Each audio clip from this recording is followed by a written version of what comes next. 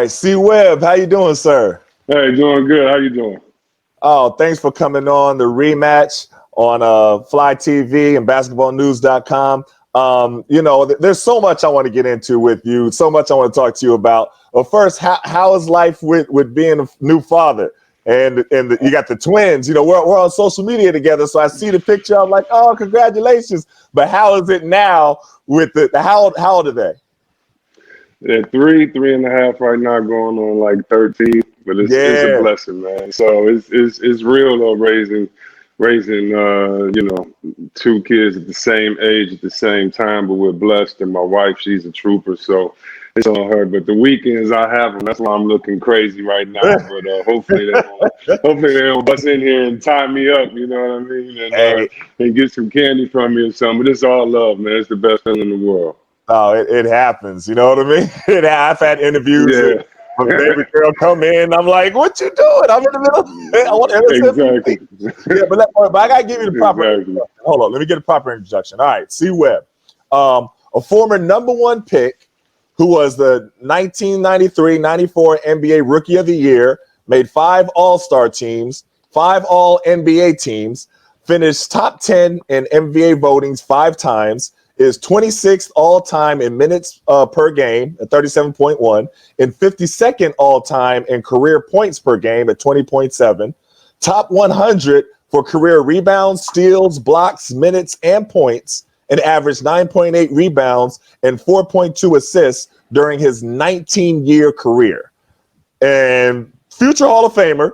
You know, I don't have any explanation as to why you haven't been inducted yet. So I'll just say future Hall of Famer, Chris Webber. How you doing, sir? Thank you. I got to give you the proper introduction. Hey, I'm doing good, brother. Thank you. Hey, I appreciate it, man. I appreciate it. I appreciate it. Thanks for having me on, though, man. Oh, no, for sure. Because I grew up such a big fan of yours, from high school, and really, honestly, in my high school, Booker T. Washington, Tulsa, Oklahoma, in our minds, we thought we was the Fab Five. Like in our minds, we were. You know what I mean? We had, and that's what's so crazy because now I see the kids with like the little shorts. Like you couldn't beat us into no little shorts. Like we wanted shorts to our knees. We had the black shoes with the black socks, the whole swagger, and that was who we are, who we were, who we thought we were. You know? Exactly. So it's just so amazing seeing all the great stuff you're doing. Talk about that transition because you've made a great transition from playing to being, a commentator and everything like that. Talk about that transition. Was that always something that you wanted to do? Man, so the transition has been great and it's been made easier than normal because I've had great mentors. So, Turner, Warner now really helped walk me through all of the great people we have there, Tim Kiley, other people there, but they took interest and said, hey, we want you to do this. And that meant a lot to me. And so from there, I had Dick Stockton, Marv Albert, those guys. I got to do my first games with Dick Stockton. And so in a playoff series. And so doing the game with Tim and the Celtics, remembering that iconic voice that he had at that time. I mean, those guys really blessed me with knowledge. So the transition has been good. And I didn't know I wanted to be a commentator, but you know how we used to watch tape. We would grow up and you would listen to the commentators. But I knew that it needed to be commentators like myself, though. I knew that it needed to be commentators that say, wow, Lamar Jackson really can throw. And by the way, he's athletic. I knew that it needed to be a different narrative because, when we grew up and there were only 6 channels, 2, 4, 7, 56, 62, where I was from in your PBS station, what people said really carried a lot of weight, those, certain people. And so when we were in Michigan, we cut our hair bald one time, just as we were just geek. My father, I bet him he wouldn't cut his hair bald. He always had this Muhammad Ali fresh cut, Covatis every time you seen him. And for his generation to cut his hair would be crazy, but he did it, saying, I bet you guys won't get to the Final Four. We're joking. And I remember watching the game. I remember Bill Walton, saying, wow, they look like thugs. And to me, it wasn't a shtick. It wasn't him and his funny shtick or anything or unfunny shtick. It was I know what you really think we look like. I mean, if you Right. if you're really honest, to say that about 18-year-old kids, the word Yeah. thugs with them playing, that's serious. And the cavalier attitude of the stations and people at that time. And I remember after the game, my mother talking about it and saying, "Baby, that's what they're gonna think of you. That's why whatever you do, you just have to be your best at it, so that they'll have to judge you later on everything else. You have more control, if you have any control." And so Right. I take it very seriously, the fact that I'm a commentator. I love my job. I love being able to express to kids what's going on. I'm a fan of the game. I'm a fan of all these guys. I'm an ex-player, so we can hold them accountable. And I Mm-hmm. can tell the fans how hard it is what they're doing, and not just be some screaming pundit on TV every day, but to really relay the energy. And so to me, it means a lot. It's interesting because my son is 15, and I'm teaching him a lot about a lot of the things that you just said, and he's read the Fab Five book, he's watched the documentary, and the part where you said about Bill Walton saying that you're thugs. So I have locks. My son has had locks since he was young, and there's a certain stigma with locks, and he's actually been now he's a freshman at DeMatha now, but in choosing schools, there were some schools that didn't want him to have locks. And they used words like, we don't want any of our players to look like thugs. And I was just amazed that in 2020, you still have that same thing. You know what I mean? But having somebody who, talked about it like you and the Fab Five, and y'all addressing it. That's the part that, because a lot of times they put certain black faces on TV to have certain positions. Let's be honest, and so to have y'all as that voice, it's important. How important is it to you to mix some of that consciousness into things that as you're doing your regular commentating?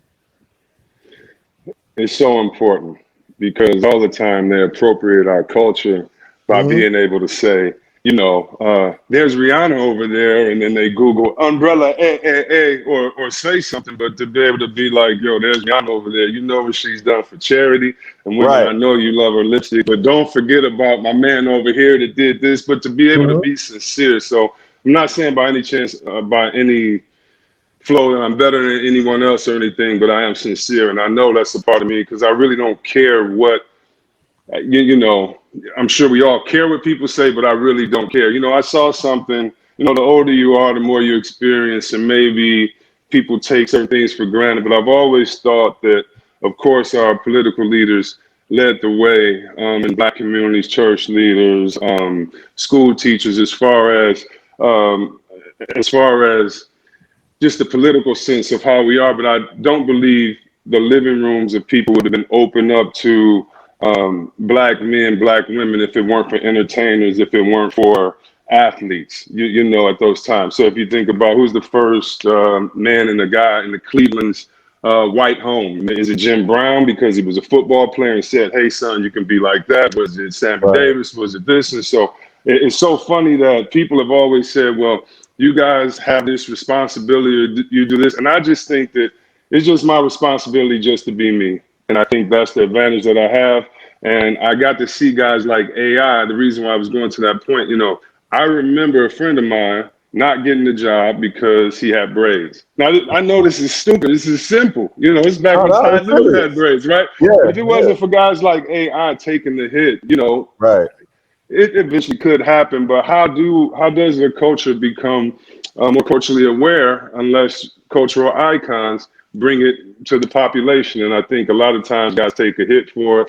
Whether you're Durant that doesn't necessarily get a cut, whether you're me that goes back and forth and have your barber mad or coming out. But to me, I embrace it. I love the texture of our hair. I love the fact that I can come looking wild and then have waves the next day. Like those are Right. things I want my son to embrace because he looks crazy in people's eyes, I'm sure, but he's beautiful. You know what I Right. mean? And so all of those things, just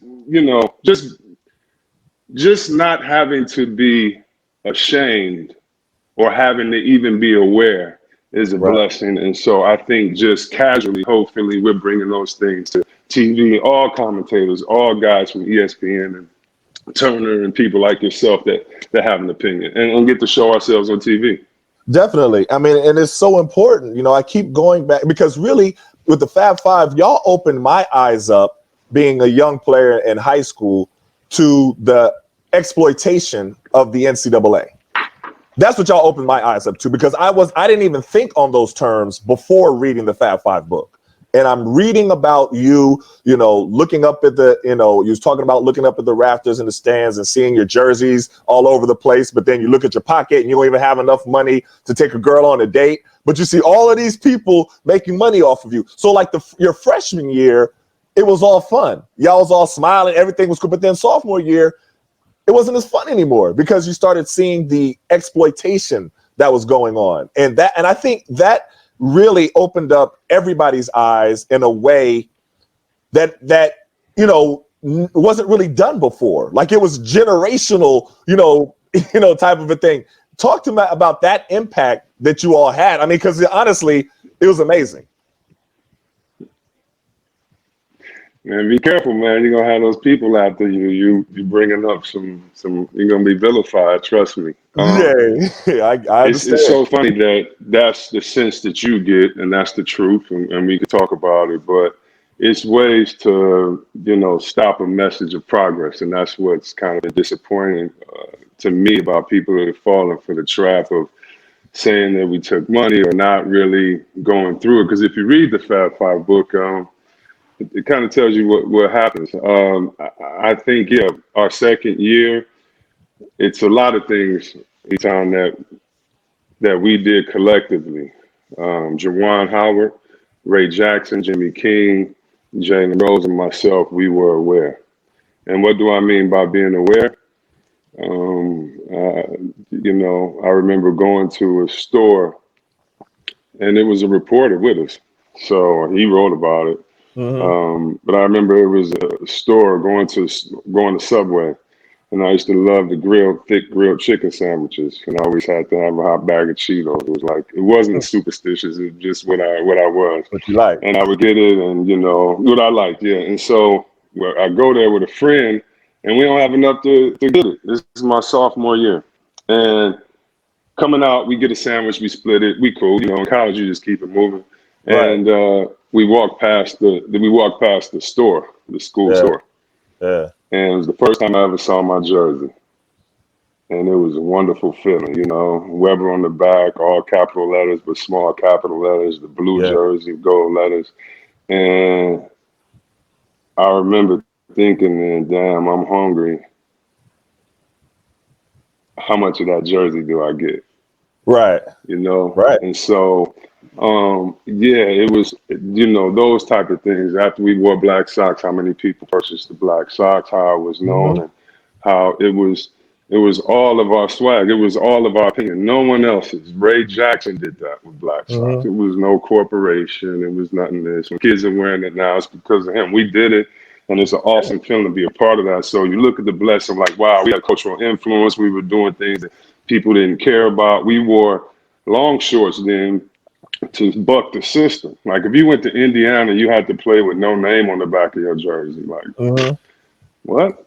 Right. No name on the back of my jersey. Right. It's my father. This is my father name. What you talking about? Yeah. You know what I mean? Yeah. Or the fact that you couldn't have hair on your face, or the fact you couldn't do things. And some things are fine, some things are discipline. But our thing was we work hard enough to be able to show who our personalities on the court. You recruited us individually. You respect our personalities individually. And so let us show that because we're going to give you all you want. So it takes a collective effort, and Coach Fisher and understood. But we were very aware that we were being exploited. And, our sophomore year, we really weren't, well, I can speak for myself. I really wasn't up for the games and all that. I wanted the championship. We got beat by Duke. Y'all didn't like us. Now you like us. All the Yeah. bandwagon stuff. We from Detroit. Jamal's from Chicago. Ray Jimmy from Texas. We're from areas where, you don't believe in us anyway. So it was like, oh, we had something to fight for then too. Like y'all gonna exploit us and don't believe in us. So brother, Right. we were very conscious because we knew we were playing for people in our neighborhoods. We knew we were giving them a bright light. We knew that on the weekends we were giving them something to talk about. I didn't know how big we were nationwide, but we knew that it was an innate destiny with everyone, and that hopefully we could do something for them because the joy they was filling us with was what was making us succeed on the court. No, definitely. You know what I mean? And like I said, y'all affected us. I was in Tulsa, Oklahoma. And like I said, we swore we were the Fab Five. I wore black Yeah, shoes and we ain't black know socks. that. Listen, I wore black shoes and black socks all through college at Syracuse, because of y'all. You know what I That's mean? what's I had up. the baggiest That's what's shorts. up, man. Yeah, That's what's so I up. mean, That's it what's up. was definitely That's respect. what's up, man. And so I'm looking at it now Thank you, Doc. of where the NCAA is now and this climate that we have. And I'm looking at the COVID situation. And going back to the exploitation, I gotta say it doesn't sit well with me. And I'm looking at it, and I'm looking at NCAA started, and you have these young guys out there playing. I want to say risking their health, risking their lives, because we don't know the long-term effects of testing positive with COVID. But you have all. I mean, listen, I was interviewing my old coach, Coach Boeheim, right? And literally a few days after our interview, he tested positive for COVID. And so I'm watching them. I'm like, wow, like y'all not shutting the whole thing down still. And it's I feel for these young kids because I don't think they really have a choice to say, I don't feel comfortable playing in this environment in this COVID situation. I'd rather sit out. I don't think they have the ability or the option to say that. And that goes back to the exploitation of college athletes. You know what I mean? I've been really affected by COVID. I've had two people very close to me, very, very, very, very, very close to me, contracted. And I knew how serious it was, and I thought I did until I really saw it. You have people months later that can't walk upstairs. I'm talking Right. about healthy. Right. My dad was running miles days before, or the day of, or whatever. And talking to doctors, how the heart tissue may thicken, and everybody. I just I don't like how we as a society are taking it as if we know what's going to happen. Even the fact they say kids can't contract. I mean, how many times has the government been wrong Yeah. about diagnosing a disease, or how untrustworthy have they been, especially in the Black community, Right. when you talk about vaccines and other things. And so, one, I think that all of us really need to sit and really think about it, and don't just get caught up with 250 past. Like, that's terrible. And look at it like, I mean, it's just the people that have had to die alone. And my cousin is a nurse, and she just tells me, like, she's watched people pass away with no one in their family, just Right. lonely, screaming. The worst things that we could think of. And so, how will it affect these kids later? That's my thing. As adults, you can make a decision, but as sometimes as kids, young men, you need other people to help you make a decision. But I just think it's adults failing kids, whether it's in that or anything else. And as a kid, I want to play. You would not be able to do anything except shut the season down. But that's what I Right. would need. That's why my knees hurt Right. now. I played when I shouldn't have played. So, Right. I just man, football is one of my favorite, sports, college football. I'm watching them go through the same things in and out. And, just personally, I would just hope that these top picks have extra insurance. I would, not that you can't, I would hope that, something that people don't understand is that you don't get health insurance for college, for injuries suffered in college. Right. You know what Right. I mean? And really just think about that. Just really think about that. And so those injuries affect you your whole life. And this is something as well that may not be able to be covered later on. So I think there's so many implications. I think it's scary. And I think that, when we start to see the vestiges of this disease and what starts coming out after it, everyone's going to say, oh, we shouldn't have done it. Everybody's going to forget. But right now, I'm very aware of who's making decisions, who's letting kids play. I'm so aware of it, but it's nothing to do really but to sit and watch right now because, someone said the answer to everything is money. Oh, If you right. ever have a That's what it boils question, down to. just Right. say money. Yeah. Right. And that's the amazing part. I mean, even going down to the high school level. I mean, right now, like I said, my son's at DeMatha, and they're not playing right now. But I'm looking at other states, and like my hometown, Tulsa, Oklahoma. They had a whole football season with people in the stands, and I was like, how is that possible? But then you see that with a lot of red states. Texas, Georgia, Florida, you know what I mean? Well, Georgia's not red anymore, but you know what I mean? Yeah. Traditionally red states. But right. But I'm looking at with these young kids, putting them at risk, and it's just, we don't even know the long-term effects. And so I can understand. So I was somebody who was against the NBA starting. I wrote an open letter to Adam Silver, everything, right back when it first started. But he has done, I have to applaud him for that. He has done a great job of putting together a system, which was the NBA bubble, that was proven to work and be effective. So if you're going to have colleges try to mimic what the NBA did, that's different. You know what I mean? But just kind of trying to see if it worked or not, and if somebody tests positive, you just move them to the side and then try to keep. That doesn't sound like a good system to me. Well, I would just, first of all, you're right about Adam Silver. I was very worried about how it would go through. And but being down there as part of the bubble, I mean, the protocol is just, nothing is for certain, but down there it was for certain. Every other day you're getting tested. The same with other employees, visitors, food, contact list delivery, things like that. And Right. my thing is that with kids, one is too many. You could say adults have the choice, but with kids, one is too many. And we've seen from college football that you're going to contract it outside of a bubble, period. And can you do everything and keep a teenager in their room? No, but you can do as much as you can. And so hopefully, the NBA's lead will be followed, especially if we have a tournament, especially if we have other things. Hopefully it's followed, because it's also unfair to base guys' legacies. If we want to say, well, a kid needs a senior year, he needs to play. It's unfair basing the kid's legacy on, his point guard getting sick in COVID because it wasn't in a protected environment as well. And so I do get the kids wanting to play. I couldn't imagine being in a situation where I couldn't play and it's my senior year or losing the scholarship. But I think that's why it just needs to be a mandate from top to bottom, whether high school, whether other things, to say, listen, if it isn't to play, and I know they've granted this for certain sports, but I think when it's clarity from the top to bottom, it helps people make more informed decisions without being as anxious, and can kind of take it through the different steps of agreement and then get there. And because it was no necessary leadership in sports to say these type of things, it kind of turns into a Wild West.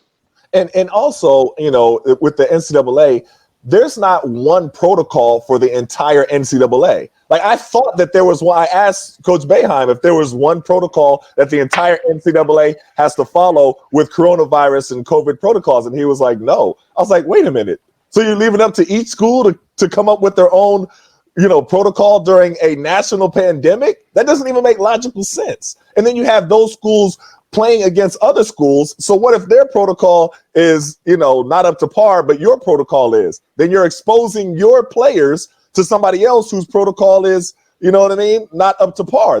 That's not a good system to me, Chris. Like, I'm like, what am I missing? You would think that if you all belong to one body, it'd be one rule.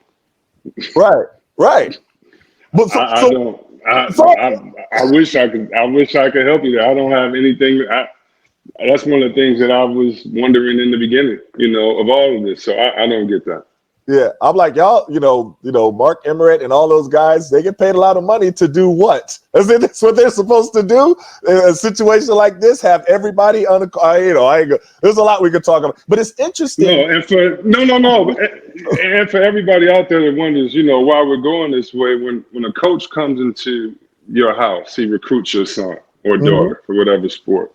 And this is the kind of spiel he gives. And most coaches probably abide by it. So, but the spiel you're going to get is, this is a great university. We build young men and women here. We prepare them for the future. We'll protect them.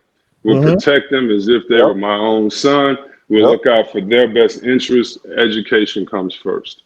And so that's why we're having this conversation, because 99% of athletes are giving that story. And right now, I've seen some parents that, want them to remember that conversation. Of course, and and it's interesting the point where you said that they say, okay, a lot of players want to play, so we have to let them play. I'm like, well, a lot of players want to get paid because they feel that they should be getting paid in college, but you don't use that same logic with that, huh? You know what I mean? You can't pick and choose what the players want to your benefit. I work with so many young families in high school all across the country. One, to make sure they're not exploited in ways that we were. Two, to make sure they have power over their decisions. And three, to make sure they don't owe anybody else. And I hope my experience has allowed other families to be free in making these decisions. And I just want you to know, man, the Berlin Wall is cracking. It's cracking. It's Yeah. always been cracking.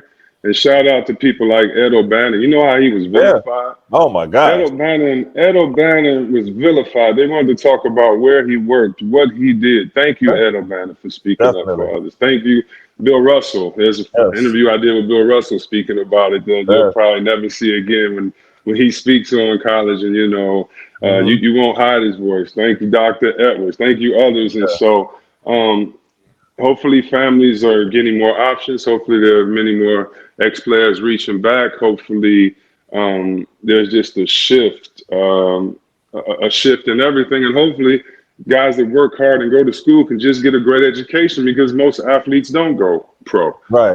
But for those that do, it'd be great to own your name and likeness in college, especially if you can go to the Army at 18 and other things. And so it's the people are becoming empowered, and the people know that they have a right to speak. And that old, the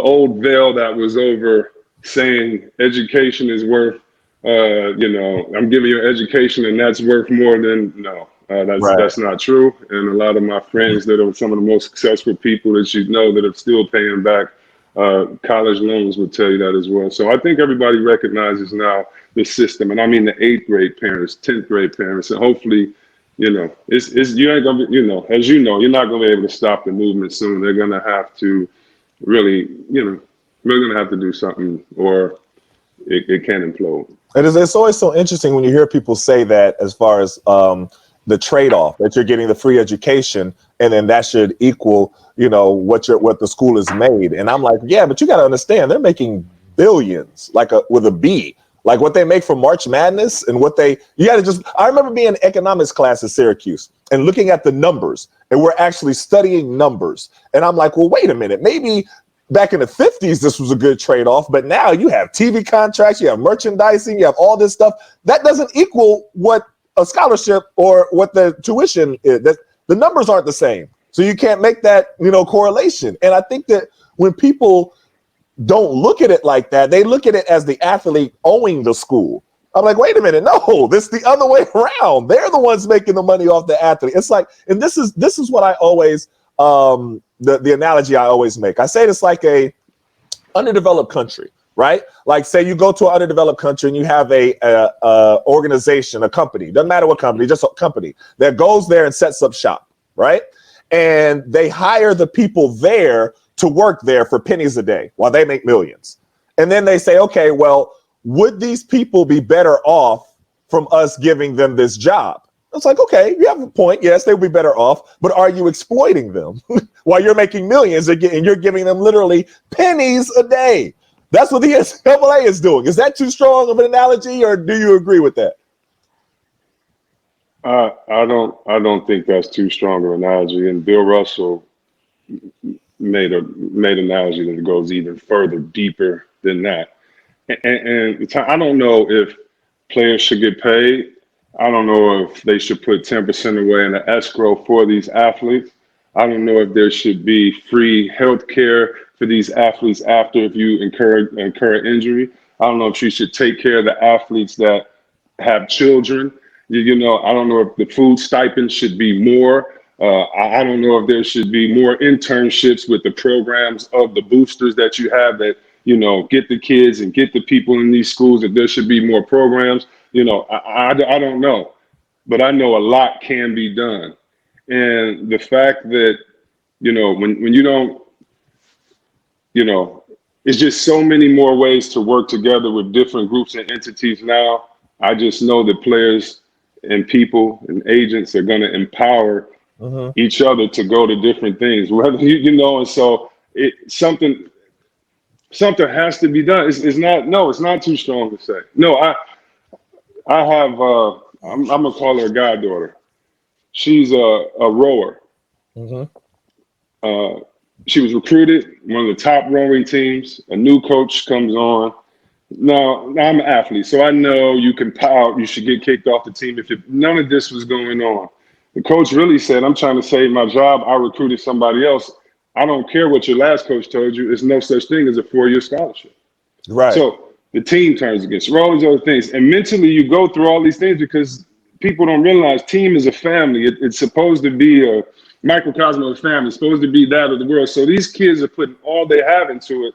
And to not be rewarded, there's so many problems that happen after that from kids that I work with, that so much has to be addressed. And so it's really something that needs to be addressed with time. I think it will be, because when you see the kid from Memphis last year, that hurt my heart that he Oh couldn't my have a gosh. season. Oh my God. That hurt my heart just as much as kids not playing for COVID. Because what are you doing? Like, what Right. type of stigma are you trying to, Yeah. So I believe a lot of things are going to get addressed. And shout out to all the veterans and ex-players that look back and helped me when I was in high school and college. And we just got to do the same thing, man. It's interesting. A lot of people don't know the point that you made, that your scholarship isn't a 4-year scholarship. I found that out when I was at Syracuse, because she was my girlfriend at the time, now my wife, Nicole. She got injured after her junior year, and the doctor told her, look, she played on the women's team. And the doctor told her, look, if you want to be able to play around and walk with your kids, run around with your kids when you're older, you need to stop playing. And of course, to an athlete, that's devastating. But that's what the doctor, shout out to Dr. Raphael, told her. Well, the women's team tried to take her scholarship her senior year, after the doctor told her that she had to get a lawyer with her mother, meet with Jake Krafthamel, who was the AD at the time, fight for her scholarship. It was a fight. If she didn't make this big stink about it, everything like that, they would have taken her scholarship. And the thing is, and she's like, why you always got to tell that story? But every time I tell that story, we get at least 10 messages of other kids that are dealing with it right now and ask her for advice of what to do. And that's terrible. Like, people don't know that this goes on in the NCAA all the time. That's crazy. Shout out to your wife, because she's strong, and because most kids would have just tried to give up. Think about it. You're going to fight the school for the scholarship you've been promised. Yes. So even after you stand there, that means your relationship with the coach is done. That means you don't know how they look at you. I mean, it's all mentally bullying. So first, shout out to her, because this is strong. Second, what about kids that can't get a lawyer, or kids that have no family or no one to lean on, or it's your sophomore year and you don't know anyone? So yeah, I see so many guys now in their 30s, late 30s, early 40s going through problems I know that they suffered in college and can't do anything about it. Yeah. And when you have physical decline, that turns to mental decline, that turns, and you just see the down spiral. So yeah, those type of stories, those are the truth, and that's what I think about when I see those players on the court. They're more than anything. Hopefully, they get the best experience out of it. Hopefully, they make through unscathed, and hopefully, they can do something to change it for the next one. With you. I want to ask you this though. During the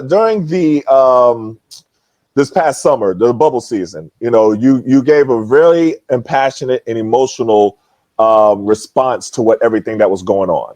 It was after Jacob Blake was shot multiple times, broad daylight, in front of everybody, and all the teams, all the players went on strike. I was fortunate enough to and blessed enough to interview you for my book, We Matter: Athletes and Activism. I appreciate you for that interview. So I've heard you tell the stories of the talk that we have to have in Black families with our children. And they're talks that honestly, white people don't have to have with their children. It's just different. They see a case, oh, that's terrible, and they move on. But for us, how it affects us differently. And I wanted you to talk about, because in our interview in We Matter, you talked about the situation that happened in DC while you was with the Wizards.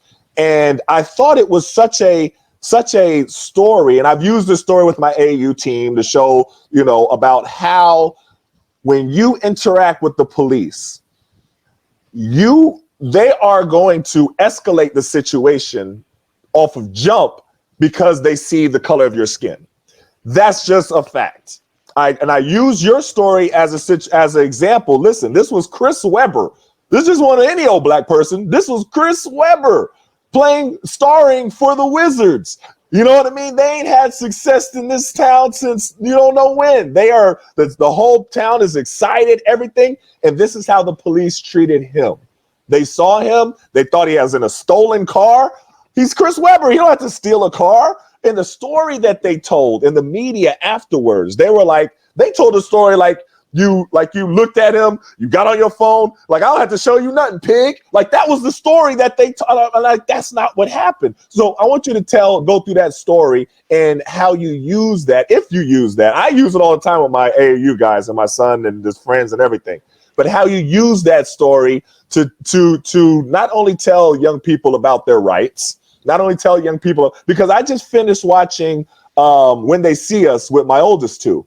And so, from that, anybody that's seen that, you have to have a whole discussion about, what to do if you are questioned. Never say anything without your parent or your lawyer present. Never say, so you have to go through the rules that we have that other, white people don't really have to necessarily worry about. So talk about your story, first of all, what happened in DC while you was here with the Wizards and how you use that, when you talk to young black males and all the work that you're doing now. Wow. So I had to be 23 or 24. I was in a Toyota 4Runner, had a hat on, probably looking bummy, probably an inside out sweatshirt or something like that, going to practice 9 in the morning, coffee, and I'm speeding. Get pulled over. I'm speeding. I'm thinking like, you got me. Let's get this ticket over with. And so I don't have my license. And he comes back to the car. I don't have my license. I have my bag. I said, you know what? I don't have my license. My full name is such and such. My first name isn't Chris. So give him my full name, give him everything, social security number, everything, full name. And he goes, okay, I'll be right back. So I sit in the car about 30, 40 minutes and I'm like, okay, let me call my agent. So I call my agent. I say, call West Unseld, tell him I'll be late for practice because I got a ticket, And I was mad because we had a joke on the team where you had to put money into a pot and the guys would just spend the money on whatever. So all I'm thinking is like, dang, these guys about to. So the guy comes back and goes, this car is stolen. I laugh. I said, sir, it's a lie. This car ain't stolen. You did not go back there, and this car was not reported stolen. Right. Said my name again is this and that. And then I said, if you want to see if the car's stolen, the serial number happened to be on the tag because I had just purchased the car. Right. And I said, matter of fact, there's no bills. It's not $1 owed. You purchased it in cash. And I think, we didn't in cash. Like it was paid for. Right. It was paid for. I'm sorry. Yeah, let me go through it. I'm sorry. Go ahead. I purchased it in cash, and so it was no way. And so my lawyer, shout out to him at the time, Mr. Irwin. He said, I'm gonna tape this conversation. And I'm like, no, don't do that. It was the old Benz, the old thing where I had the phone in the dashboard, and I was like, thank you. And he's taping the conversation. So it's not funny, but it's funny after. All I remember is, short cop, maybe 5'6" or so, pulled out something and just bop, bop, just kept spraying me in the face with it. And I couldn't breathe. I couldn't do anything. And, pull me down, put you on the freeway. You feel cars going behind your ear. And honestly, all I said was, it ain't $1 to be paid on this car. Something like that. It's 9 in the morning. I got coffee in my hand. I'm relaxed. I'm ready to go to practice. And so, make a long story short, we go to court. Man, this is funny. So we go to court, and I remember the lawyer on the other side going, this isn't about a traffic stop. There's a song out right now about by P. Diddy. It's called Money, Power, and Respect. And that's what this is about. This man was speeding on his way to practice and all of this. And to make a long story short, a couple of things. I remember sitting in court going, there's no black people in here. And thank God, you know, I had enough money to have an attorney, and my attorney was a great attorney that happened to be black.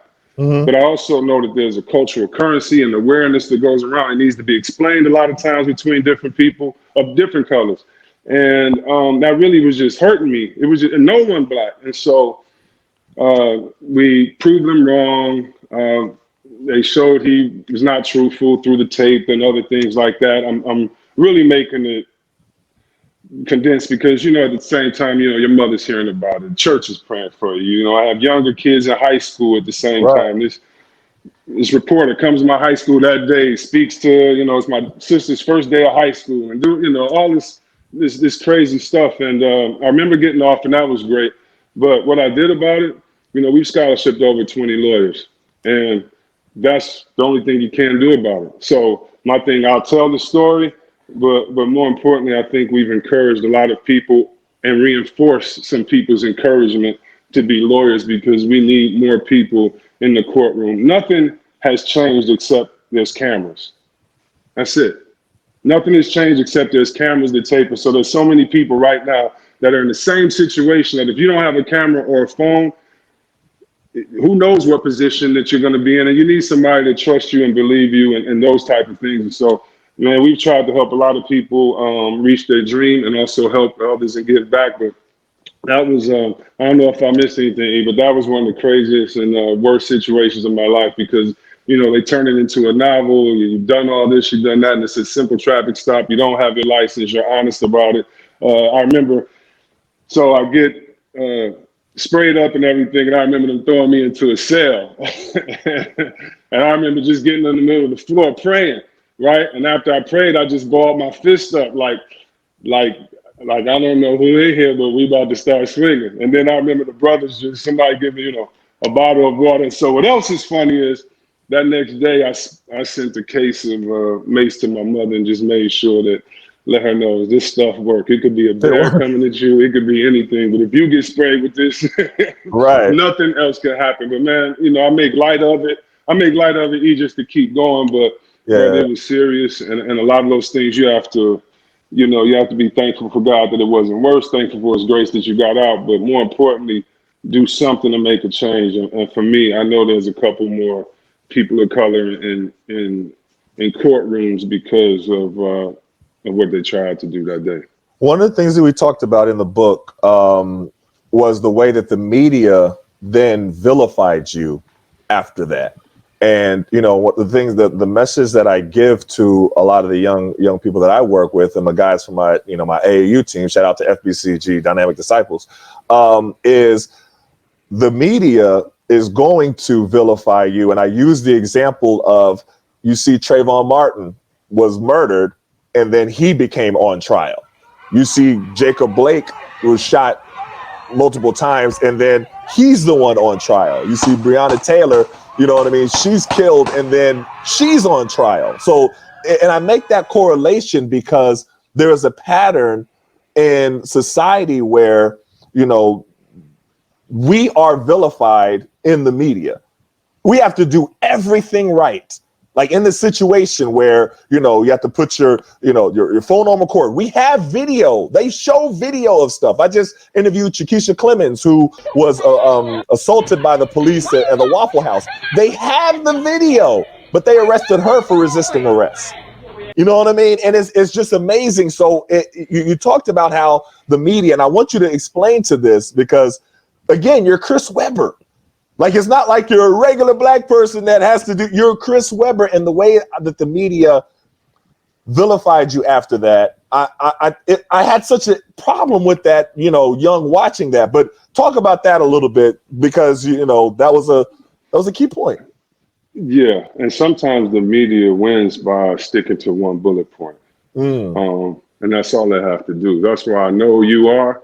But I would just encourage you, and I encourage my friends to have their children read. I'm not talking about learn to read. I'm not talking about reading to just do anything or waste time. But when you read, you capture different parts and essence of the story. And when you read something, even if it's an article you've been told, you can say, wait a minute, that don't sound right. And so that's what I hated about the media at that time, whether it's me in college saying I took money or whether it's stories like this. No one's ever looked into it. They've all reported off of the other reporter. I was talking to Coach Izzo about that, taping our documentary that I'm doing. And it's so funny. We laugh at it. The only time someone in the media wants to tell a different story is if it's shocking or if it's just loud and makes no sense. No one ever goes into a story and goes deeper, you know? And so to me, I had to learn at a very young age. So I made it's crazy, but I'll go back here. So at 12 years old, I'm the number one player in the country. And we didn't know what that meant. It's no TVs or anything like that. And the next year, I watched the world recruit me. So on a Saturday, we come on one of those local Friday night shows. I was 12. I scored 63 points, 15 dunks. I'm looking at the TV. I'm just like, my mom get us in the huddle. We say a prayer, and I'll never forget. After the prayer, it was on. Whether it was fake friends, fake family, or people saying things and like stuff I really didn't get. Nope. I really got at age 14 what it was all about. So at age 14. We're from the hood. Mother's a teacher, a wonderful woman.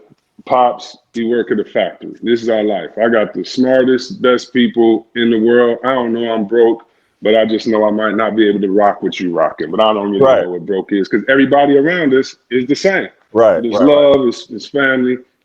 And so I don't go to the high school people want me to go to. Now, I want to go to this high school. Yeah. So first of all, let me say more importantly, I didn't like my mother or my father because I didn't agree with their decision. So I got my beef with my mother and father at this time.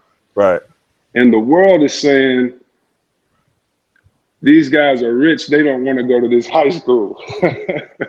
And when I saw that manipulated by the adults that were the coaches at these schools, when I saw how a coach would say to a kid in Detroit that wasn't as good as me, but close or something at that time, hey man, you know, Chris, he ain't want to come there. And I'm seeing you buy into it. And I'm seeing, I got it. And it was hurtful. It was one of them lonely things, but it was something when I saw it, I was like, okay, don't nobody really believe the truth of the story. Like, I will not go crazy trying to make someone believe what they're not going to believe. Because if you're someone that doesn't read into the story or take 5 seconds to listen, then you like gossiping. And that's cool because a lot of people like gossiping. So if me being a good player means I'm going to be in the gossip, you know, I had to have it make sense because here I'm in a situation where I saw what happened. I saw how it was going. The story the day before I don't go to college, to this high school is a great kid, hardworking family. The minute I go to this prep school that I don't want to go to, it's this by those same people that, you know, a lot of time it's the narrative. That's the narrative with the Fab Five. That's the narrative with this. And so the media, you know, if you think about everything with the last president, the media acts like they didn't allow it. Every station. Every station. Like they didn't show meaningless clips and they didn't do this. You know what I mean? So I laugh at the judgment of the media right now. You know what I mean? Even, you know, so it's I'm sorry I got away from your original question. No. You know, I just feel like I had to understand at an early age that most people are going to listen to whatever they're going to listen to, and most people don't know the truth. That don't mean they're stupid. That don't mean they can't understand. It just means like they like the sensationalism of it, and they're not going to say, wait a minute, that, and if it does, so what? And by the way, you know, they just, and maybe they're not that informed in those situations. So for me, I've just always tried to keep on blinders, keep good people around you that remind you of the truth, that live the truth, and then let all the noise, you know, be out there. Because if you don't, and you let that outside noise come into your life, you already know what type of problems, you know, that has. And that's why I think faith is important. I think good friends are important. I think being a good man, so you know the truth, sticking to innocence is important, but they will vilify you, brother. They come and they will vilify you. And you just have to know that, you know, you're strong enough to get back up, and hopefully you're sticking to a principle of truth to make it all worth it.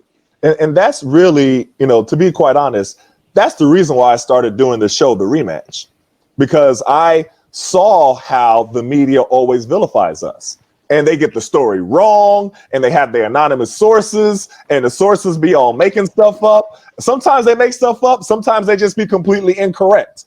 Sometimes they base their what they call facts off of somebody else that is incorrect or made something up. And so you have guys that are vilified when people don't even know the whole story. They think they know, but they really don't know. So it bothered me seeing guys vilified off of something that was inaccurate. Do you know what I mean? And people see you all the time. People see you commentating, and then they think they know you. They heard this, they heard that, boom, they know who Chris Webber is. And they ain't got no idea. Like literally, they have no idea who you are. And for me, that has always just bothered me, because you hear people repeat stuff as if they're factual, and they be completely wrong. And Tom, I admit I'm a recluse. I'm private, I guess, but I'm not doing nothing. And that's what's funny. Like, I hear good stuff. Like, I just heard that, me and the family were in Bali doing something, and I was, they saw a picture of me with a priest and some incense blowing up. And I'm like, I've never been there. I don't even know it. But you take the good with the bad. But I get that comes with it. But also, I think I think I've done I don't want to say a bad job, but I haven't let the world know. Like, it's cool. I've let a documentary come out about me and not answer it. I've been 25 years without speaking on stuff because I live to a code. But I do, there are things that are coming out and we're working on, and I think that'll be fun. We are addressing the NCAA and other things in the documentary, the whole story, so that Oh, kids, that's right. yeah, that kids that go through these situations, whether being a top pick, whether having family come, whether friends, just the issues that come with it, just the help, man. God has been so good to me that's all I've tried to focus on. That's all, because if not, if not, what a ungrateful son of a bitch I'd be. You know Right, what I mean? right. That is, you know what I mean? Like, so I also have to realize, like, I don't have the perspective of others. I'm not perfect, but I just love family and friends and good people. And so, hopefully with things, the book and documentary, it'll be fun. It'll help. It'll show sides of me. It'll do all this at the same time. But for the most part, man, I'm just encouraged by people's story, encouraged by people getting out of fear, doing their thing, whether it's a podcast, whether it's your son and poetry and things he's doing. Think about him being 16, reading some poetry in front of the Yeah. world. Man, you know what I mean? Come on. So Yeah. I'm a person, man, I look for inspiration. I try to give it, and I try to be a truth teller, and that's why you got to be careful, because it's easier to vilify you if you say something and someone takes it personal because they think you're addressing them. And really, you're just speaking your truth. So just trying to keep it moving, man. So talk to me about your documentary. Give me a preview of your book and your documentary, because I'm looking forward to it, and I've been looking to it for a long time, because I know it's been a long work in progress. So tell me about it. So I've been working on it a long time. How it came about was about 9 years ago. It was a documentary being done. I was told late I didn't have any say over my life or input. And at that point, I got all my family on the phone because they were being affected, about they were being affected by negativity. And I said, should I do this doc? And everybody said yes. It was probably 20 people. And I said, I'm sorry, y'all, but I can't do it because anything that's in there means that I'm a vouch for or that I stamp by being in there. Because we don't know what's going to be said. And so I called a friend of mine, Peter Gilbert. We own a company together in which we do films. And I told him I wanted to do a documentary. We had to talk about it for about 3 months, about how serious it would have to be, how I'd have to take ownership, how I'd have to talk through everything, and about how I wouldn't like the process. And at the same time, I said, I'm going to write a book. And I didn't know how hard that would be. So I started off with a stenographer, started off with just vibing out for hours at a time. Then when you see your words on paper, that does something. Mm-hmm. And then I really started getting into it with just making a bullet list. That probably took me a month. And filling out an outline probably took me 3 months. And then as the documentary would go, I would interview those people. So Coach Izzo was a big part of. I almost went to Michigan State. He was an assistant coach. Coach Izzo was a big part of my high school career. And as we interview him for the documentary, I do my research and I, write a different story or write my story. Or Coach Fisher, Frieder, Coach K, any of the coaches that came around, and being part of the NCAA games really helped and gave me access Okay. to a lot of these coaches. So, brother, the book was the hardest thing I've ever done. Um, it's been about 8.5 years, and I finished it, submitted it, and then we had the bubble. And with the bubble and the passing of Kobe, I thought I should address both of those. Mm-hmm. And so that's why I've taken it back and finishing that now. But I thank God it's called by God's grace now.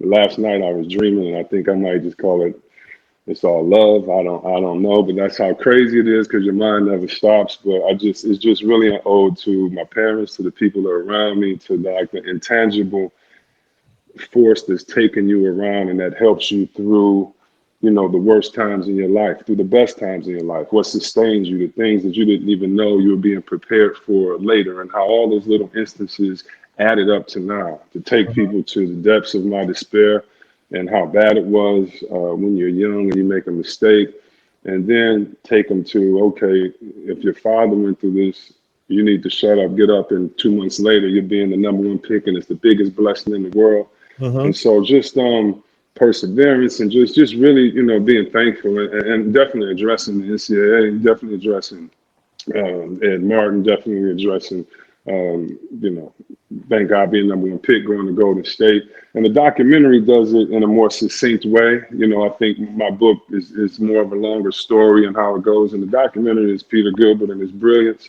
just doing his thing. He's been documented again for 9 years, but the first time we met, I was 14 at Nike camp. And so he has film from me, and I have film from me in church when I was like 9, 12. So it's going to be a lot of jokes cracked on me, but it's a lot of fun, man. It was something that I'm really happy that I did. It's something for my children. And, really the time you talk about all this, it's really, I own my story. I don't care what you say, me and the world. I don't care. You can put 100 on, you can put 10 on it. You can listen to this clown that's jealous. You can listen to this dude that's mad. You can listen to this dude that's this. You can listen to that dude that's this.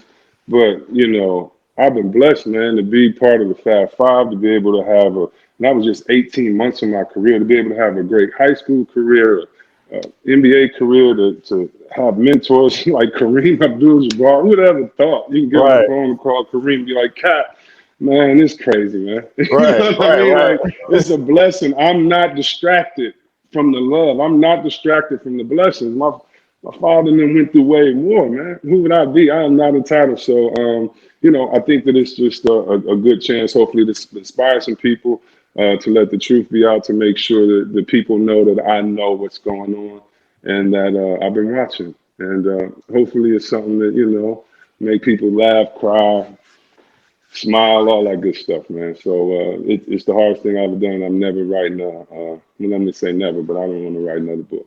Now you'll be inspired to write another book down the road. I guarantee you will. Watch. Now, mark my words. You said this now. Right. I Oh, want you to man. send me a text when you write your next book after this. I I got you. told you. I'm gonna say I told you so. So I when got you. when does the book and the documentary come out? Not sure now. I Okay. didn't even know, brother. We really were going to talk about it again. This Okay. is, yeah, no, just letting you know. No, it's just something that I took off. I took off the proverbial rack and said, "Wait a minute. Let me talk a little bit about Kobe. Let me talk about this bubble experience, what that was like." Because I mean, you really think about it, man. I mean, I really love the opportunities that I have as far as being in basketball. And of course, there are other things I want to do in basketball. But right now, being this close, we were part of something where, I got to have a voice where I felt it was so important for me to say something about the players and be on their side because I knew everyone didn't feel that way. Right. Right. And usually you only get one voice and one perspective. And the Yeah. great thing about Turner, again, is having partners that say, they called me about, I was in the room, I'm getting ready for the Lakers game, I think that night, or whatever the late game was that night. And I get a call and it says the game is canceled. Now I'm watching TV all day. I'm doing this all day, but to be able to write in the book what happened at the meeting, how we went there, the fact that, it's a lot of fighting going on behind and who wants you to keep playing. And the fact that I just love what Milwaukee did, and that was born out of love. It wasn't some Right. meeting of the minds. It was inspirational, and why I believe most movements come from that. You can plan a movement, but something has to happen to spark a movement so then Right. you can make planning after. And just to talk about, being part of it and watching attitudes sincerely change, or the fact that your son, I remember every All-Star game that I watched, and the fact that these kids will remember that these players said, "We're not going to play." Mm-hmm. Mm-hmm. Oh, I mean, how does that empower them later? Right. 10 years from now, 20 years from now. So I really want to capture that moment from the inside because only a few of us were blessed to be in that bubble at that time. And the craziness, the fact that it hadn't happened before, all the pundits, people that changed their mind now, it's a lot to talk about. And I'm looking Right. forward to people really seeing that in live time in the book. Let me ask you this, and this is a question you can answer any way that you want to. Okay. Um, is there a chance that sometime in the future we can see the whole Fab Five together do on stage or doing a program or something together? I do a lot of, work with Ray Jackson. I'm in communication with him and Jimmy King and Juwan. Like I said, I interviewed just about everybody for my book. And still really crazy because I grew up admiring y'all so much. But I really do, for me, I always ask this question, is there a chance that sometime in the future we could see the whole Fab Five all together doing something together? I'm sure. I talk to Ray and Teron all the time. I'm very sure of that. Yeah, I'm very sure of that. I mean, I want my son on stage or somewhere with it to touch that greatness. You got to put that on his head right now. Anoint Right. him like, yo, what's going on? So yeah, definitely, definitely. All I can say is definitely.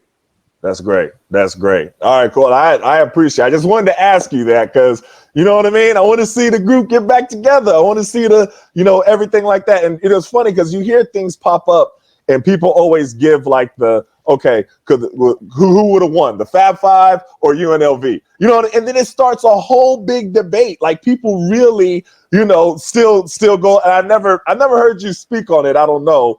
But let me ask you, who do you think would have won, the Fab Five or the UNLV with Larry Johnson and Stacey Augmon, Greg Anthony and that whole crew? Who would have won that battle? So my favorite team of all time is UNLV. Of course. So you got to remember that. And that 89 Illinois team, the Michigan beat. And so we got a lot of our swag from them. Larry Johnson, I wore number 4 because of Larry Johnson and because of my best friend Kevin Koch. Okay. So man, I mean, a little more context. Anderson Hunt is from Detroit, and so I used to watch him play in high school. All right. I mean, I'm gonna give both sides. Moses, Scurry, Ackles. Oh man, I'm gonna be real. 1990, they're the best team I've ever seen in my life in college. They were the NBA pro team. Right. We could have beat them in 91 because they lost to Duke in 91. But Duke beat us, so how can I say anything? You know what I mean? But yeah, we definitely, it would have been a hell of a game. And well, of course we would have got him, man. I mean, that's my man. What up, Stacey Augmon? What up? Oh, y'all, but yeah, we would have got him. Jalen would have posted up Greg Anthony. We would have just let him go to work. Jimmy would have locked down everybody. Ray would have been throwing oops to. Jawan would have been the technician on the post. And, I'm just gonna try to tear the rim off the hinges. So yeah, I'm gonna say that, but I'm just, let me say this: they are my favorite team. So if there is one team that we would have went to double overtime and maybe would have beat us tipped in or something like that, it's UNLV because without them, very honestly, without UNLV, it wouldn't have been us. That's They what's up.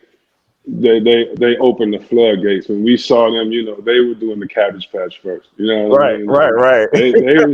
They was looking crazy, and we took it to another level. And Yep. so it'd be nobody after that, but UNLV was the real deal, man. The fact they were pressing, we wanted to press. They would have practices 45 minutes without touching the ball, man. Like I Yeah. saw this. You know Yeah. what I mean? They were the best in shape. They was cold on the Sports Illustrated with suits on. I had them in my wall, all the pictures cut out. So, you asked me a tough one, man, That's a because tough one. that's my favorite team, man. Like I had to part in the middle like LJ. Man, I had to go too like LJ. So you can't. I'm the only one that could talk bad about UNLV. Everybody I else, got we would have you. beat them, but what I it is. It's got all you. love. I got you. All Yeah, right. I man. got one more question. It's my last question, and I'll let you go. And I want to read a quote. And I want you to tell me if you agree with this quote and you tell me why. It don't even matter who the quote's from. Okay. Just want to read this quote. All Okay. right. There's no doubt in my mind that the Sacramento Kings should have a ring on their finger. They were the best team in the league that year. That game 6 was definitely a situation where towards the end of that game, they got robbed. Don't even matter who that quote's from. Do you agree with that quote? Do you disagree with it? What do you think? I disagree with one part. The end of the game. We got robbed from the beginning of the first quarter to the end, 24 fouls in the fourth quarter, I believe. I've never been part of a game like that. We were cheated. It is what it is. We still had to win the next game. But the reason why they never show that game on TV. Ever. They don't ever show it. They never show it. That's the part of just trusting God, not being bitter, bro. Because I hear you. for the documentary, we addressed that. And shout out to Robert Ory, who does his thing, who I love and hate at the same time. Right. And by the way, his comments on his son was very special. Shout out to Oh, yeah. Robert Ory. He's a good man, but I Definitely. still don't like him because of that day. But Right. Understood. yeah, I mean, and even I'm gonna tell you something. Even then, because that night we were looking for footage in the locker room. So all these things I've had to research, right? And I said in the locker room after that game, I've never been a part of this. Something ain't right. And I remember like just shaking, leaving, and we were just, well, we got all the footage from that night of everybody what they said, and we have footage from what they say now. It's incredible, man. Commentators need to have a scoreboard too. You can't keep having validity and be able to say anything. You should Ah, not. You should not be able to say anything and not be brought back up on it. You should not. You should not. You should not. that's true. You should not. You should not be able to pick the worst team in football and say they're gonna win every week and say that this or keep picking this team because you know their agent and all this and saying this guy's the best player. You should, run the tape. That's what they do. That's what they do in the Hoopers, right? Run the tape. So Right. yeah, Right. no, we were cheated. We were cheated that game. Yes. Yeah. But I joke about it on Turner and all that, and they know I feel that way. And honestly, we didn't win, so it is what it is. Like we should have won anyway. It's Yeah. messed up that you have to have that. It's messed up that I have to have that because I know what it was. Trust me. And we were gonna play New Jersey that year. I Yeah. know what I did to New Jersey that year. Right. I believe me. I Right. thought this through. Okay. All You right. I know what I'm got saying? you. I got you. New Jersey? Oh, Yeah. Yeah. All right. I don't want to oh, my bring up no friends lived in New York. subject. Oh, come on. Oh, come Yeah. on. Come I on. mean, I'm looking at it and But I'm watching it in real time. I'm like, wait a minute, something's sometimes something's weird going on. Something that you don't know what it is, but something different is happening here with these calls. And everybody's been a part of basketball and seen games where something is happening, and that's one game in particular where it definitely seemed like something was happening during that game. no doubt. And do I believe it's an anomaly? Yes. Do I believe? Yes. I believe that's one of the few it's ever happening like that. So I'm not saying in any way the league is like that, but it happened. It I happened. was there. Right? And anybody who say different, I don't even acknowledge you Right. because either you didn't watch the game or you wasn't at something. But All right. yeah, I that hear you. happened though. Well, I appreciate. Oh, Yeah. dang! One more question. This is my last one. And I talk about in the book, me and Cove having that conversation. And Ah, that's why you gotta love Cove too. He was a real one, man. he was a So real one. a I'm little sure. tease. He was a real one. Yeah, a little tease for that. But you know, it is what it is. What else you So, got for me, so y'all had man? a conversation about you and Kobe had a specific conversation about that game. What you're saying in your upcoming book. That's a great tease. Yeah, and I hope you know when we finish and everything, you let me come back and I'll walk you through anything you want to be walked through. But Kobe was a hard worker and a good man, and we had definitely had more than one conversation about that. Me and What, Shaq have too. I have to put those in there, but me and yeah, Kobe definitely. because those are the conversations, especially with Kobe. Because people, even with Kobe, they didn't know him. They thought they knew him. And and he kept himself quiet and he kept to himself and everything like that. But even when people were seeing his relationship with his daughter, it was like, oh, Kobe loves children. You know what I mean? It's like Yeah, it's just yeah, crazy to hear yeah, people talk about the athletes like they're amazed that they have human qualities. You know what I'm saying? But yeah, that's just yeah. yeah, that's just, all right. Last question. This is the last question. I'll let you go. What move in this free agency period surprised you the most? This has been a crazy free agency period, and there was a lot of moves that I really did not see coming. What move surprised you the most?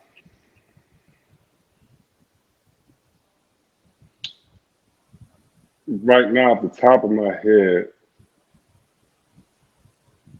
Montrezl Harrell going to the Yep, Clippers. there we go. It's like Go to the it's Lakers. like it's like I mean the Lakers. The Yeah, Lakers stole the Clippers' whole playbook, and yeah, I love it. And maybe it's LeBron's playbook because LeBron went and got. I remember when people were dogging LeBron for going out to get J.R. Ryder and them, and I remember thinking they're going to win the championship because those guys are the only ones crazy enough to play defense hard every week. But watch the commentators not talk about that.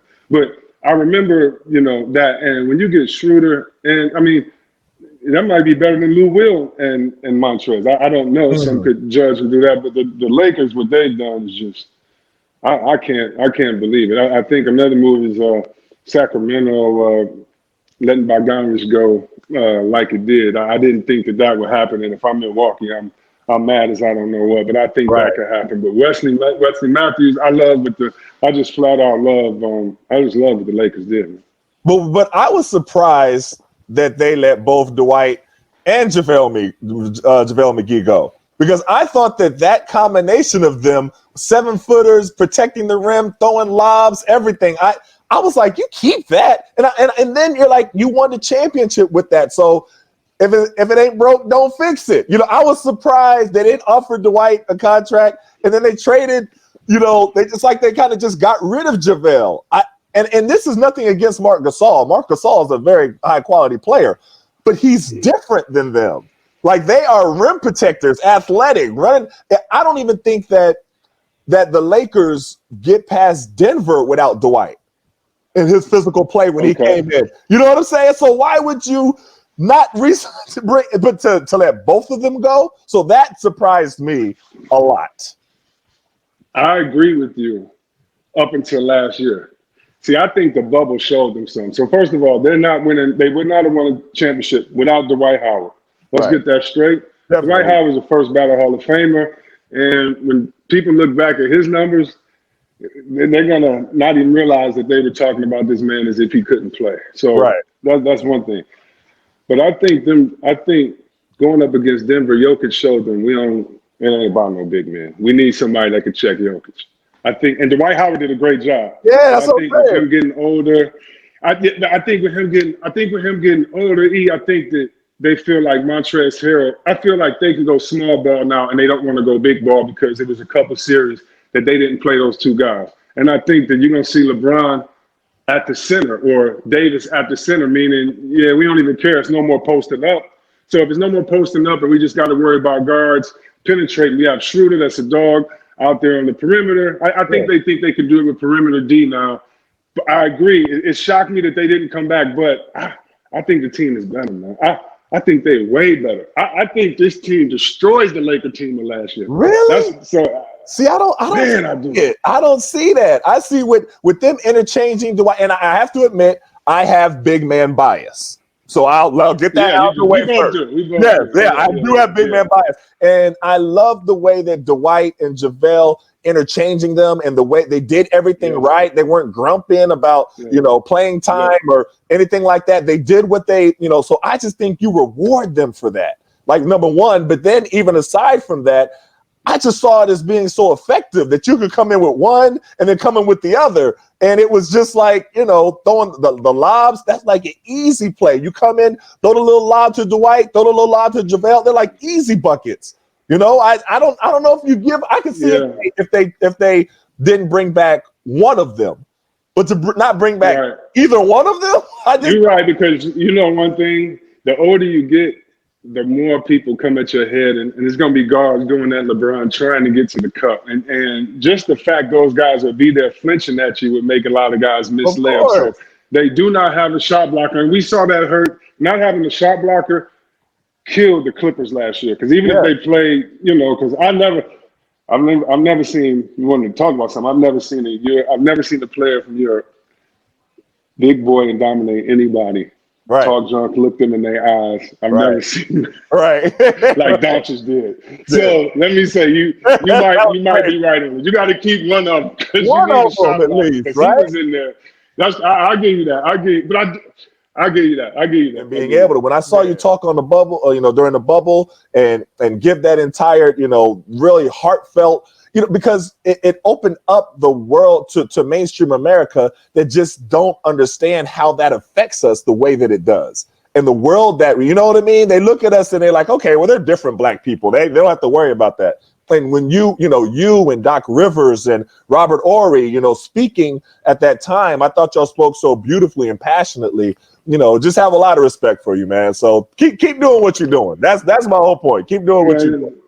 Man, I remember that night just being so upset because as you watch like people that are in politics that talk about these social issues, it was Uh-huh. like I wanted to throw stuff at the TV because how they Right. report. So Oh, they'll right, say right, right. Breonna Taylor was shot today, or they don't tell you where the bullets went of Right. the cop that was charged. Right. Like details of everything. And I've Yes. never seen a commentator on it. And again, Second Amendment rights, everything, Of course. everything. Of course. Um, and so I've just never seen anyone with Breonna Taylor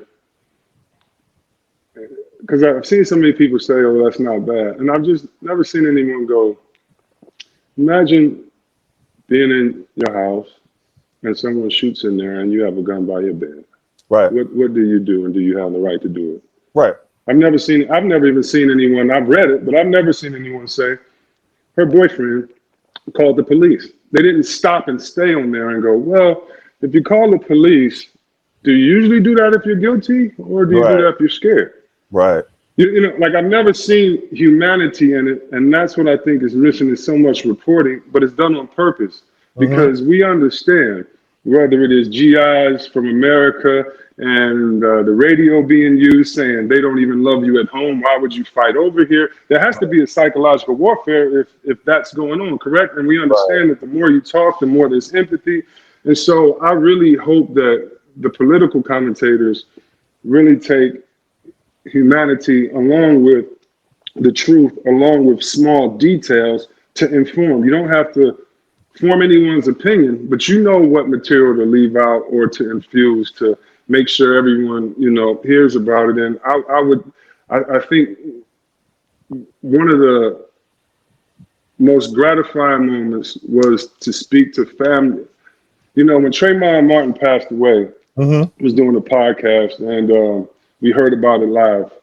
And one of his family members called and talked about like how much that meant. And I remember thinking, that's really wonderful, thank you. But I remember thinking like more people aren't talking about this. And he was on his way to the store at halftime watching the All-Star game. Right.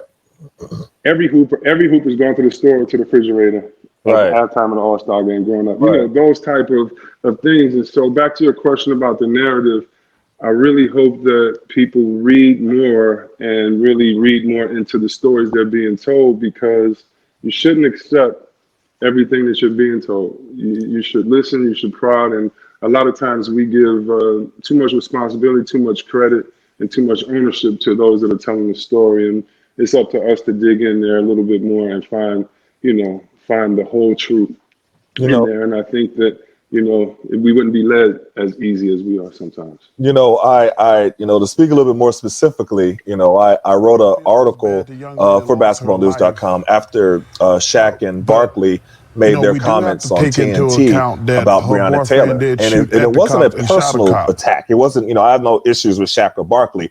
I just disagreed with their presentation of the Breonna Taylor case. And, they have, all of y'all have this huge platform. And, with, not to sound the quote Spider-Man, but, with great, there's great black, but, you have to have that responsibility to present it the right way. And you have this power, and I just thought that the way that they presented it, I was like, well, wait a minute. Barkley said, well, the boyfriend shot at the cops first. So, this case is different. I was like, well, the cops broke into his house and didn't announce themselves. You can't leave that part out when you're discussing if you're going to discuss it. Now, nobody said you had to discuss it, but if you're going to discuss it, you have to discuss it in its totality, and you have to be able to give an accurate presentation. And I just thought that they dropped the ball on that topic. And I think that we all have a respect for each other where we can say that we disagree with somebody without attacking them personally. I'm not going to call them a name or say that they're this. I just disagree with their presentation on this particular topic. And I think that it's something where we have to hold each other accountable. I mean, I have a very strong, I don't want to say dislike, but I'll say I have a dislike for the way the media has portrayed us in the past. And then now that, so many of us are in the media, I think that we have to hold each other accountable to not fall into that same category that we dislike the most about how our people were portrayed, and not be so removed from that to where we can't see if we're doing the same thing that Tucker Carlson is doing or Sean Hannity. We can't be included in that group. You know what I mean? Right. Yeah. No, you're so right. Funny you mentioned. I've been on a social media cleanse, I think, for a month. I'm gonna get back on it soon, but I felt like I had to kind of get away, from it and recalibrate. I didn't see the Barkley Chuck thing. I definitely heard about it. Didn't see it. Didn't watch it after on purpose. But another thing about that, and I just hate it because I'm like, the people can't be better lawyers than the lawyers on TV, pundits that get to speak for 5 minutes on CNN, because no one ever said, why would you knock with a no-knock warrant? Right. No, but I've never heard this. Yeah. And I think the people, what I'm encouraged by are the people that are getting frustrated. I don't want the people to get frustrated, but I know when the people get frustrated, something happens. And, it's too much information out there to try to do the news in the way of old and control us with sound bites. It's too much news. It's too much news out there. And so when I don't hear people say that, or when I don't see, I don't see people mad. It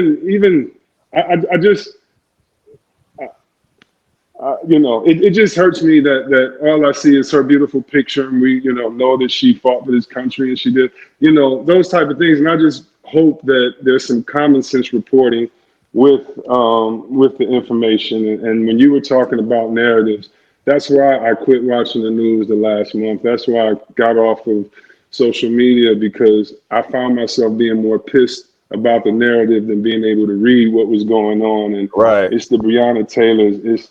It's the fact that Trayvon may have had marijuana. If we talk about Trayvon, he was hunted.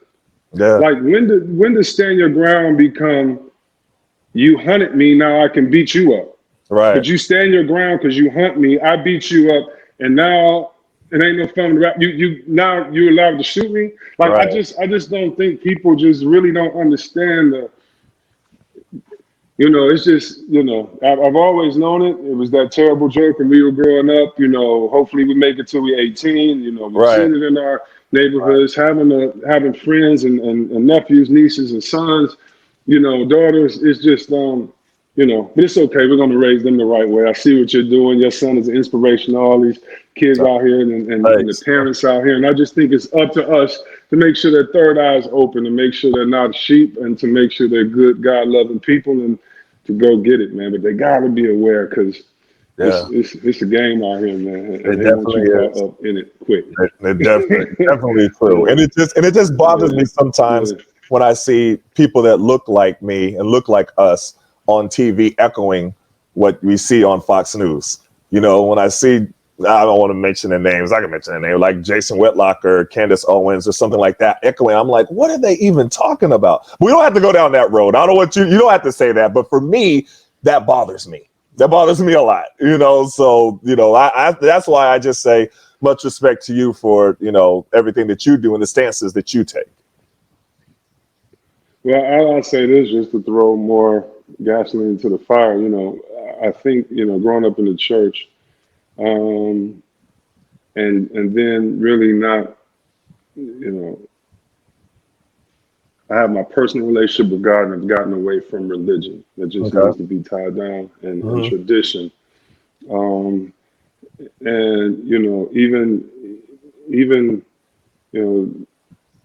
evangelicals in their relationship. I think maybe the most segregated place you can go to is a church. Definitely. The fact that if you look at any religion, the basis of any religion, or even in Christianity, it is to love others as Christ has loved you, or to treat others as you.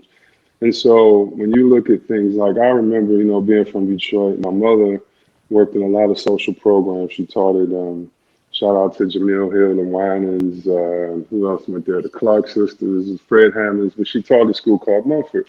And I was able to go to I was able to go to a school because I played basketball, that the tuition at the school cost more than she was getting paid to teach at Mumford. And she would never go to these other schools. And my mother would say, no one puts their best resources in us. And I knew that was, something that we had to do ourselves. You know what I mean? Like, I don't want to go off on too much of a tangent, but to see, the fact that in the 80s there, and to see family, friends be hurt by crack cocaine, or to see people that had upstanding jobs in the community and see how they were vilified.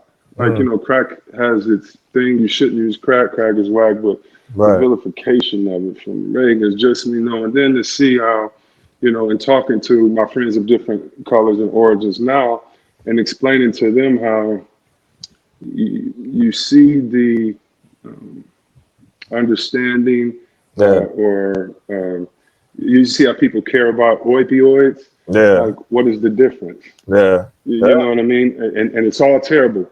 But those are narratives that my mother would make me aware of. I'm sure it's like in your house. I'm sure your son's like, all right, everything, hey, keep your eyes on the prize. Right. But in my family, it was always these discussions, and I can't get away from, thinking, if not for the grace of God, that would be me. And if that's the way you think, why wouldn't you want to?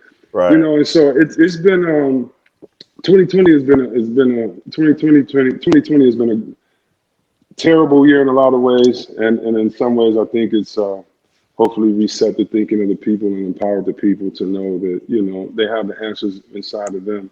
They just need to go deeper and tap into that relationship with God and themselves. And so it's crazy, but thank you for what you're doing, man. And it's really good to talk to people like yourself, because it keeps me encouraged, when you're going out here fighting the world every day. So got good things, man. Got to. I mean, my mother always told me, when you're blessed, you got to be a blessing to somebody else. So I'm in the position where I can say what I want to say.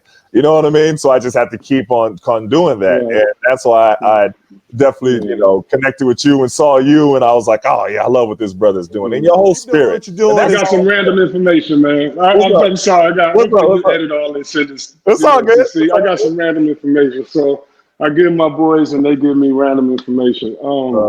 Narratives.